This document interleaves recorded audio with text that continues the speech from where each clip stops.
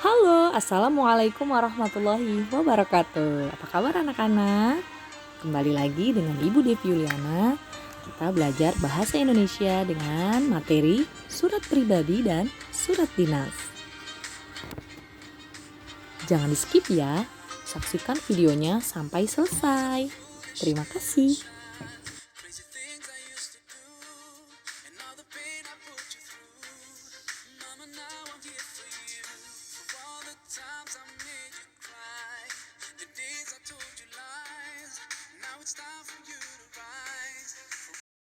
Sebelumnya kita berdoa sebelum belajar dulu ya. A'udzu billahi minasyaitonir rajim. Bismillahirrahmanirrahim. Rabbi zidni ilman warzuqni fahman waj'alni minas shalihin. Ya Allah, tambahkanlah aku ilmu dan berilah aku karunia agar dapat memahaminya, dan jadikanlah aku masuk ke dalam golongan orang-orang yang soleh. Alhamdulillahirrabbilalamin. Bismillahirrahmanirrahim. Apa sih tujuan peserta didik mempelajari surat pribadi dan surat dinas? Yang pertama, peserta didik mampu mengidentifikasi informasi dari surat pribadi dan surat dinas yang dibaca dan didengar. Yang kedua, peserta didik mampu menyimpulkan isi dari surat dinas atau surat pribadi yang dibaca dan diperdengarkan. Yang ketiga, peserta didik mampu menelaah unsur-unsur dan kebahasaan dari surat pribadi dan surat dinas yang dibaca dan didengar. Yang keempat, peserta didik mampu menulis surat pribadi dan dinas untuk kepentingan resmi dengan memperhatikan struktur teks, kebahasaan, dan isi. Baik anak-anak, perhatikan contoh surat di bawah ini antara surat pribadi dan surat dinas. Isi dari surat pribadi. Sahabatku Ella, mungkin ketika engkau menerima suratku ini, kamu baru membantu orang tuamu membersihkan rumah akibat banjir kemarin.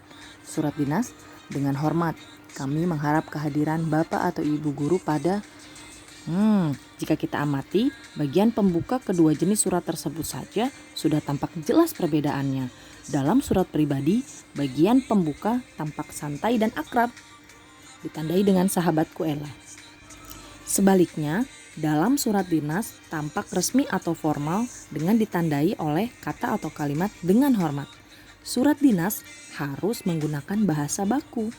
Segala aturan yang berhubungan dengan kebahasaan harus dipatuhi secara cermat, termasuk dengan penggunaan kata tanda baca, ejaan, ataupun dengan pola kalimatnya. Bagaimana? Apakah kalian bisa menemukan perbedaannya?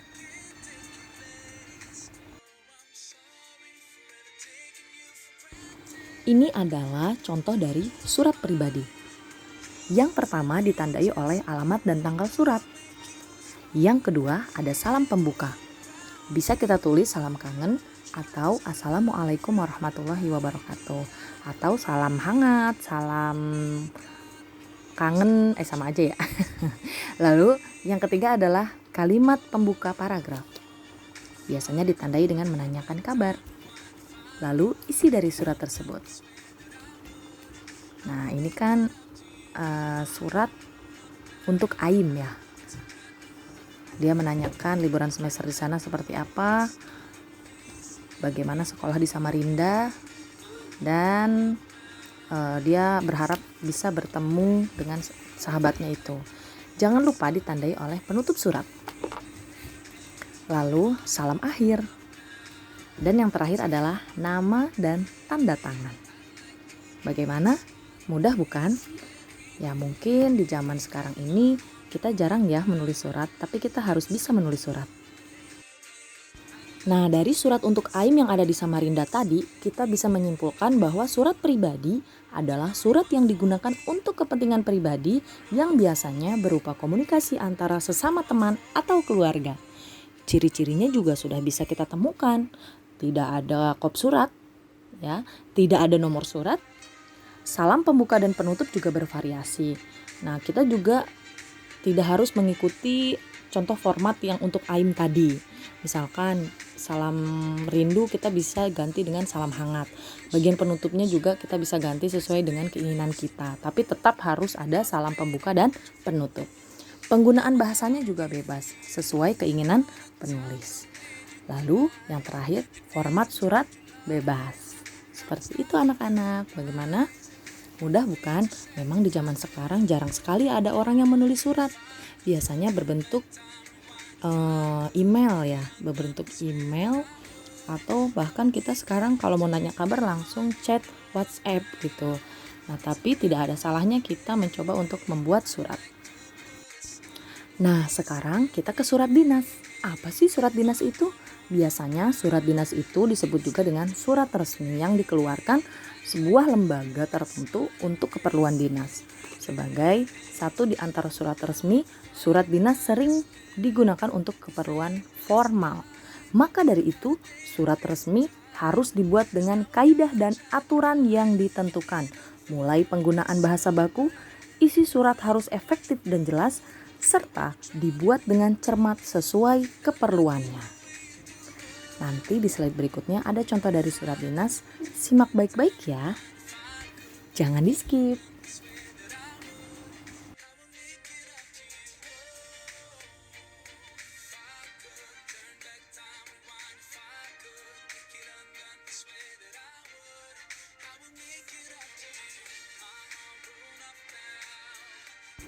Tujuan surat dinas adalah untuk keperluan menyampaikan pemberitahuan, izin, pengumuman, penugasan, dan lain-lain.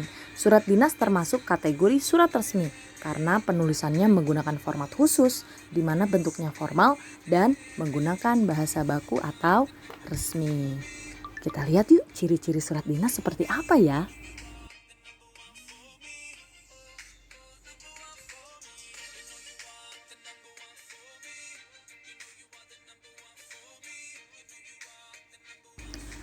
Ciri-cirinya yang pertama adalah menggunakan bahasa yang baku. Yang kedua, dilengkapi dengan kop surat. Yang ketiga, surat dinas dibuat dengan bahasa yang singkat, padat, dan efektif, serta mudah dipahami. Lalu, surat dinas juga mencantumkan nomor surat, perihal, tanggal, alamat tujuan, dan lampiran.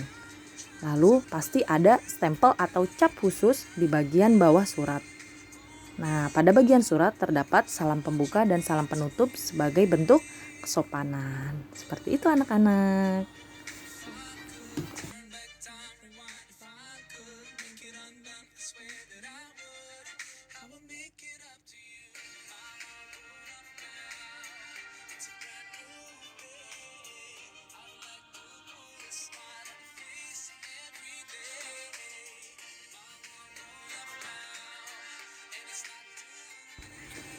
Oke, ini adalah contoh dari surat dinas.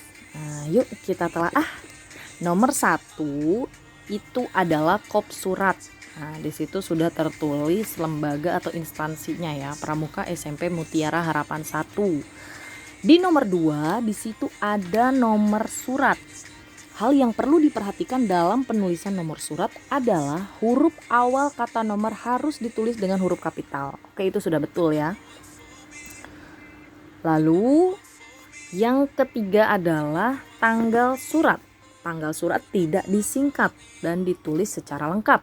Nah, di situ ada bulan November ya, ditulis dengan nama bulannya, bukan 23 strip 11 2015 tidak. Lalu nomor 4 di situ ada lampiran. Lampiran ditulis dengan huruf kapital di awalnya L besar. Nah, melampirkan berapa berkas nih? Oh, 1 berkas ditulis titik 2, 1 berkas. Lalu yang kelima di situ ada hal. Ya, hal itu berarti soal atau perkara yang dibicarakan di surat tersebut. Ya, jadi tulis aja hal titik 2 berarti isinya adalah permohonan izin. Lalu yang keenam di situ ada alamat surat. Yang perlu diperhatikan adalah terhormat disingkat menjadi YTH di situ. Ya. Lalu diperjelas untuk siapa surat tersebut, ditujukan untuk siapa. Di situ ada yang terhormat wali murid Sofia Nazila. Nah, berarti untuk wali murid Sofia, seperti itu. Lalu nomor 7 itu adalah salam pembuka, berfungsi sebagai penghormatan kepada pihak yang dituju. Nah, huruf awal pada salam pembuka tersebut ditulis dengan huruf kapital, D-nya besar.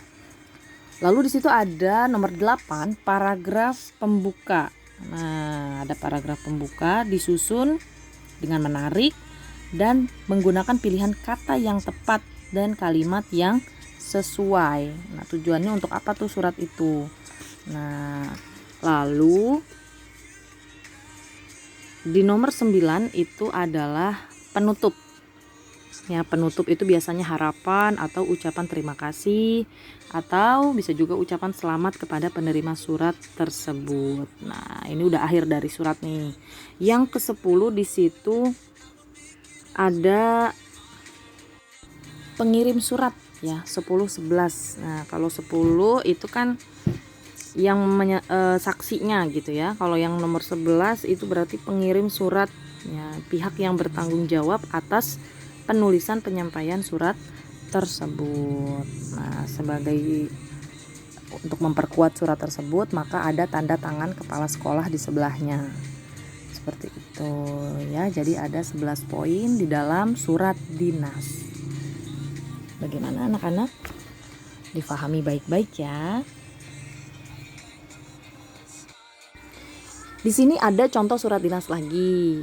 Nah, kita lihat di situ ada kepala surat, ada nomor dan tanggal, ya, ada perihalnya juga.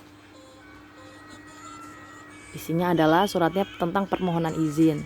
Lalu ada alamat juga, yang terhormat Kepala Kuarcap Jakarta Pusat. Nah, harus jelas ya.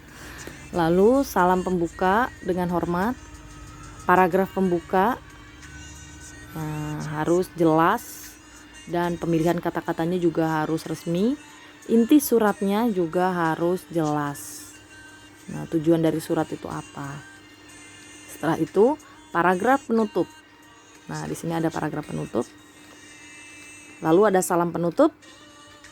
Jangan lupa tanda tangan mengetahui Kepsek dapat dicantumkan untuk memperkuat, dan ada tanda tangan pengirim di sebelah kanannya.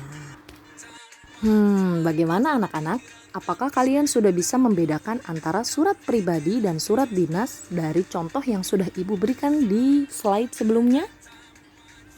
Fahami baik-baik dan jangan lupa catat di buku catatan kalian ya, supaya tidak lupa.